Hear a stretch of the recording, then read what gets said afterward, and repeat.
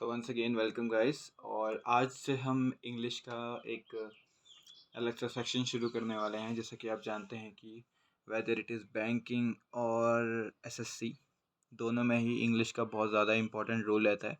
तो सबसे पहले हम क्या करते हैं, इंग्लिश का रोल देख लेते हैं। किसमें?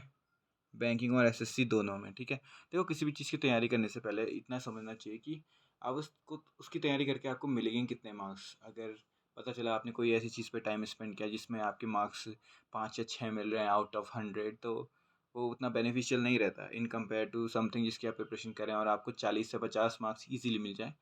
तो इन दोनों के अगर कंपैरिजन करें तो कहीं ना कहीं टाइम उस पर स्पेंड ज़्यादा करना चाहिए जो ज़्यादा मार्क्स का होता है। ठीक है, तो इंग्लिश का हम पहले रूल समझते हैं। ठीक, तो दोनों के लिए बताता हूँ। सबसे पहले बात करते हैं एसएससी के लिए। एसएससी में 2 टायर होते हैं अगर सीजीएल और सीएचएसएल की बात करें तो। और भी बहुत सारे एग्ज़ाम होते हैं जैसे एफसीआई का भी होता है, और उनका पैटर्न भी लगभग लगभग एसएससी की फर्स्ट टायर की तरह ही होता है। ठीक है, तो जो टायर 1 होता है उसमें जो इंग्लिश का रोल रहता है 25 क्वेश्चंस का रहता है और 50 मार्क्स, यानी कि 2 मार्क्स ईच। 50 मार्क्स का क्या रहता है, एसएससी का फर्स्ट टायर रहता है। सेकेंड टायर में वही एसएससी में लगभग लगभग आपके 40 क्वेश्चन आते हैं और उसका जो वेटेज रहता है वो 120 मार्क्स का रहता है। ये है एसएससी का। अब बात करें अगर बैंकिंग की, ठीक है, अगर बात करें बैंकिंग सेक्टर की, बैंकिंग में 2 ही तो चीज़ें होती हैं, एक होता है प्री, एक होता है मेंस। अब जिसको लग रहा होगा कि यार आरआरबी क्लर्क, आरआरबी पीओ में तो इंग्लिश आती नहीं है, तो मैं आपको एक बात बता दूं कि हाँ, हालांकि उसमें इंग्लिश नहीं आती है स्टार्टिंग में, प्री में नहीं आती, बट कहीं ना कहीं इंग्लिश का बहुत इंपॉर्टेंट रोल रहता है अगर आपको एक बैंकर बनना है तो। कहीं ना कहीं वो स्कोरिंग के लिए बहुत अच्छी चीज़ है। जैसे कि प्री में अगर देखा जाए तो प्री में मैथ्स और रीजनिंग 35 की आती है, सॉरी 35 की आती है, पर इंग्लिश आपकी 30 मार्क्स की आती है। और ये कुल मिला के 100 मार्क्स का टोटल होता है। अगर कोई एवरेज आपका बैंक का एग्ज़ाम है, for example IBPS PO clerk, या फिर एसबीआई पीओ एसबीआई क्लर्क, या फिर नैनीताल बैंक, उसमें तो अलग ही रहता है सिस्टम, पर इंग्लिश पक्का आती ही आती है। तो मोस्टली हर बैंक में इंग्लिश आती है और इंग्लिश का रोल काफ़ी अच्छा रहता है। 30 क्वेश्चंस आते हैं और 30 मार्क्स की ये होती है। वहीं बात करें उसके मेंस की, तो एवरेज किसी भी में ऑन एवरेज अगर जनरली देखा जाए तो मेंस में 35 क्वेश्चन इंग्लिश के आते हैं और वो 40 मार्क्स के होते हैं। तो कहीं ना कहीं अगर किसी इंसान की इंग्लिश अच्छी है या फिर एवरेज भी है, उसने इंग्लिश स्कूल से पढ़ा है, या फिर वो बहुत इच्छुक है ग्रामर और इन सब कुछ पढ़ने का, या फिर कोई डेली रीडिंग करने का, तो आराम से इनका आधा मार्क्स तो स्कोर कर सकता है। यानी कि 50 में से 25, 120 में से 60, 30 में से 15 और 40 में से 20, इतने मार्क्स तो केवल अगर वो डेली रीडर है या फिर उसको थोड़ी बहुत इंग्लिश आती है तो वो आराम से स्कोर कर सकता है, या फिर वो डेली प्रैक्टिस करता है तो।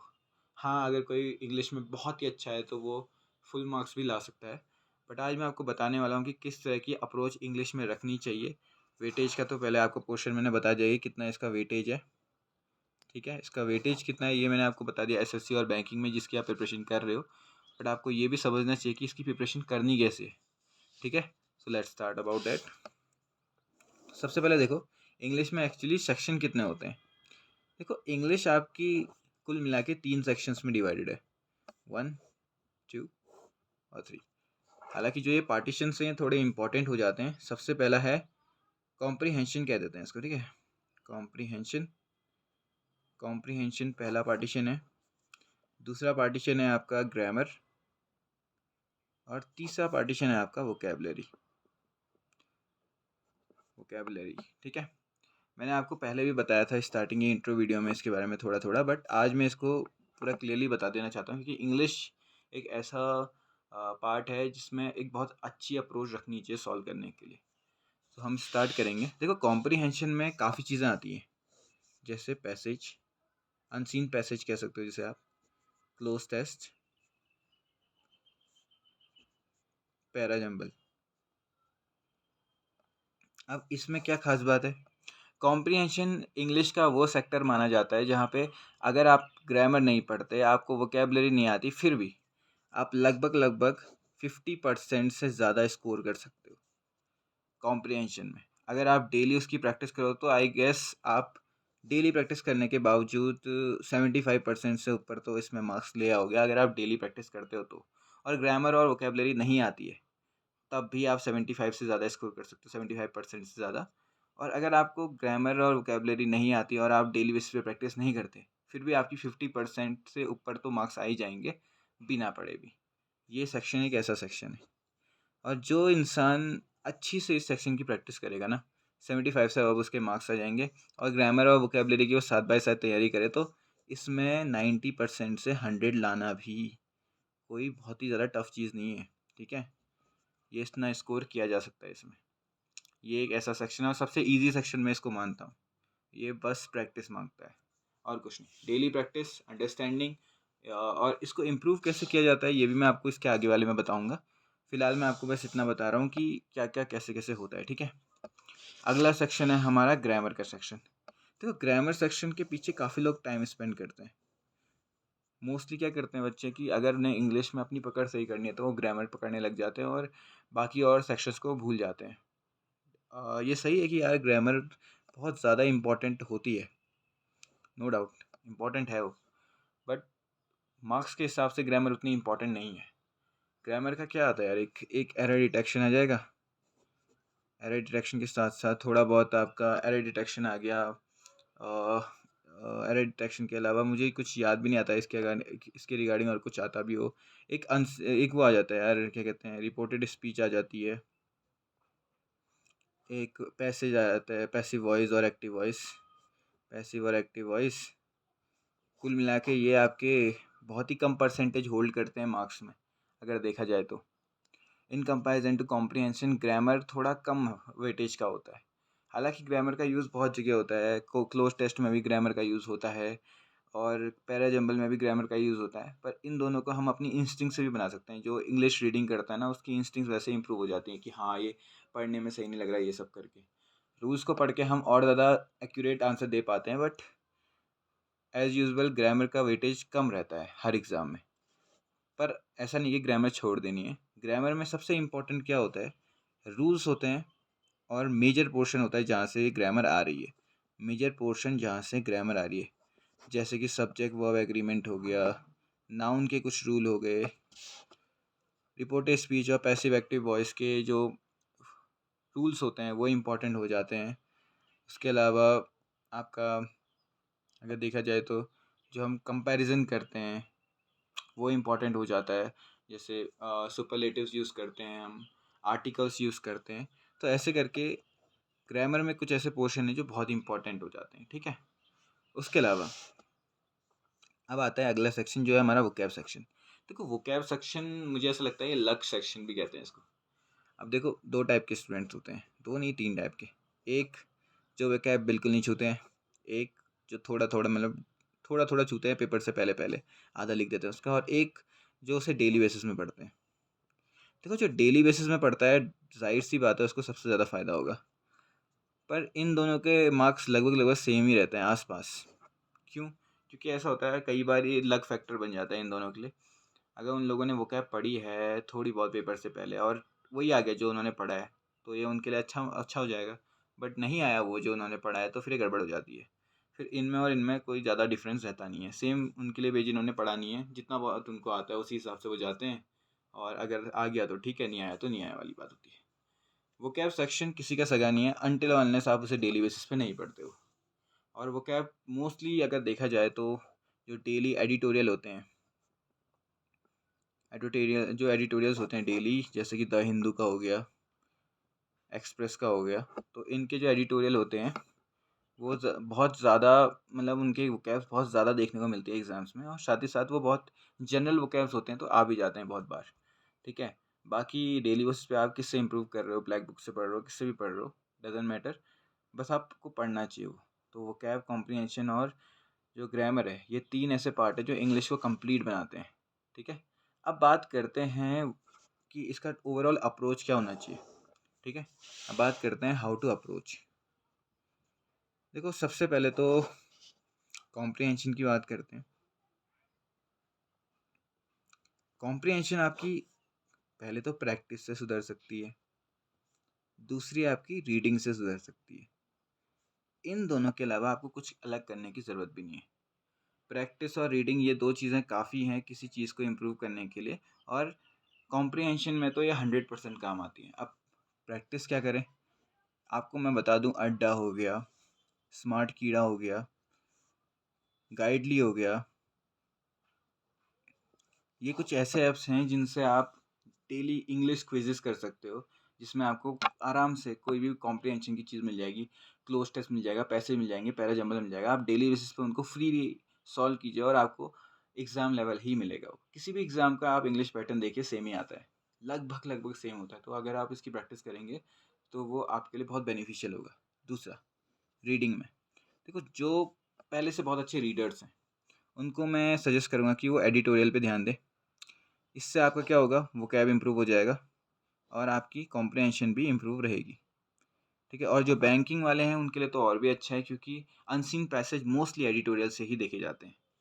सेकंड थिंग, जिनको पढ़ने की आदत नहीं है, वो एक काम करें, कोई स्टोरी बुक जैसे कि नोवेल हो गई या फिर मांगा हो गई। अगर किसी को एनीमे में बहुत शौक है तो नोवेल या मांगा पढ़ सकते हैं। और उसमें क्या करना है, उसमें जो वर्ड्स आपको नहीं समझ में आते हैं उनकी मीनिंग लिखते जाइए, और एक पर्टिकुलर डेली गोल बनाइए कि हाँ, मैं इतने से इतने घंटे पढ़ूंगा। आप जैसे कोई लोग कह रहे होंगे कि हाँ, सर ने तो नोवेल या मांगा कह दिया है, तो अब दिन रात उसी को पढ़ो, मैं तो रीडिंग कॉम्प्रिहेंशन इंप्रूव कर रहा हूँ। तो ऐसा नहीं है। अगर आप इंग्लिश में इन 3 सेक्टर्स को बैलेंस करते हुए नहीं चलोगे ना, तो आपका पूरा बैलेंस ख़राब हो जाएगा। कॉम्प्रिहेंशन में जितना टाइम देते हो उतना ही ग्रामर में दो, उतना ही वोकैबुलरी में दो। अगर ग्रामर को 1 घंटा दे रहे हो तो वोकैब और कॉम्प्रिहेंशन को कम से कम आधा-आधा घंटा भी दोगे तो भी चलेगा, बट दो। ठीक है? ये इम्पोर्टेंट है। तो कॉम्प्रिहेंशन को इस तरह से टैकल करना है। अगला आता है वोकैब सेक्शन। वोकैब सेक्शन में बहुत चीज़ें आती हैं, जैसे आपका रूट वर्ड्स आ गए। ठीक है? वन वर्ड सब्स्टिट्यूशन आ गया, वन वर्ड सब्स्टिट्यूशन। उसके अलावा सिनोनिम आते हैं, एंटोनिम्स आ गए, आइडम आ गई, ईडियम्स और फ्रेजेस आ गए। ठीक है? ये तो फिक्स रहते ही रहते हैं। तो आपको क्या करना चाहिए, अगर एज अकॉर्डिंग टू मैं क्या करता हूँ, तो 1 2 3 4 5 6 हफ्ते में 7 दिन होते हैं। 6 दिन, हर एक दिन 10 से 20, बस 10 से 20 इतना ही करके चलो, इतना ही लेते चलो। 20 से 20, 10 से 20 इतना ही लेते चलो हर दिन, 6 के 6 दिन। इतना अगर आप नोट डाउन करते हो किसी कॉपी में और पढ़ लेते हो, और 7 को यानी कि संडे को अगर आप इसकी प्रैक्टिस कर लेते हो, या फिर आप क्या कर लेते हो, आप इसका रिवीजन कर लेते हो, तो मुझे लगता है कि इससे कुछ एक्स्ट्रा करने की ज़रूरत नहीं है वोकैब सेक्शन में। आप मोर देन इनफ कर रहे होगे, और बच्चों के कंपैरिजन में आप एडिटोरियल से तो पढ़ ही रहे होगे, साथ ही साथ आप वोकैब को इस तरह से डिवाइड कर रहे होगे, तो आपकी vocabulary day to day life में स्ट्रांग बनती जाएगी। और अगर आपको चेक करना है कि आप इम्प्रूव कर रहे हो कि नहीं कर रहे हो, of course practice is important. Practice is more important than anything else. ठीक है? आई होप आपको ये सब समझ में आया होगा। तो this is a way to tackle. और ग्रामर में तो सेम चीज़ है यार। ग्रामर तो डेली बेसिस पे करनी है, और ग्रामर में एक चीज़ हमेशा याद रखना, ग्रामर का एक बहुत अच्छा रूल है। देखो, मैथ्स में क्या होता है, अगर आप एक फॉर्मूला जानते हो, उस एक फॉर्मूले को पढ़ा है आपने, तो जितनी बार आप उसका यूज़ करोगे उतने आसानी से आपको याद हो जाएगा। बहुत पहले की बात हुआ करती थी, जब a+b का होल स्क्वायर बच्चे ने पहली बार पढ़ा होता था और उसको याद नहीं होता था। बट जैसे जैसे हमने इसको कई बार यूज़ किया, उसकी वजह से अब a+b का होल स्क्वायर हर कोई बता सकता है। जिसने 100 बार यूज़ कर लिया होगा उसे, वो तो अब देखता भी नहीं होगा, कई वक्त हो गया होगा देखे उसे, फिर भी वो a+b का होल स्क्वायर बता देगा। क्यों? क्योंकि प्रैक्टिस इज़ वेरी इंपॉर्टेंट, और उसका इम्प्लीमेंटेशन बहुत इंपॉर्टेंट है। तो ग्रामर की बेसिक चीज़ यही चीज़ है कि देखो, जो रूल्स होते हैं ना, आप उन रूल्स को दो लगभग 40% टाइम, और इम्प्लीमेंटेशन जो है उसका, इम्प्लीमेंटेशन यूजुअली आप किससे करो, एरर वाले से करो। नीतू सिंह पैरामाउंट जो उनकी बुक है, वॉल्यूम 1, वो आपकी, वो पीडीएफ आपको कहीं भी मिल जाएगी, फ्री में मिल जाएगी, या फिर बुक आपके पास है तो ख़रीद लो, और उसके एरर्स के क्वेश्चन बनाओ। 100-200 क्वेश्चन है, बहुत ज़्यादा अच्छे होते हैं हर एक चैप्टर के लिए। आपको बस कुछ नहीं करना है, उसमें इम्प्लीमेंटेशन सीखना है। और जो ये रूल्स है ना, ये आप वैसे ही सीख जाओगे। इतना ज़्यादा ईजी पड़ता है ये। अगर आप रूल्स को इम्प्लीमेंट करो, तो इम्प्लीमेंटेशन 60% रखो, और रूल्स को 40%, यानी कि 40% टाइम आप रूल्स को याद रखने में लगाओ, और बाकी का 60% टाइम इम्प्लीमेंटेशन में लगाओ। आपकी ग्रामर बहुत ही क्लियर हो जाएगी। खासकर अगर आपको स्पेसिफिक रहना है, जिसके पास टाइम नहीं है रूल्स पढ़ने का, तो निर्मला बंसल की, शायद मैं सही बोल रहा हूँ, मिसेस निर्मला बंसल है, उनकी 120 रूल्स की ग्रामर वीडियो है, 120 रूल्स की। आप 120 रूल ये पढ़ लो और फिर नीतू सिंह से इसकी प्रैक्टिस करो, इन रूल्स को लगाने की।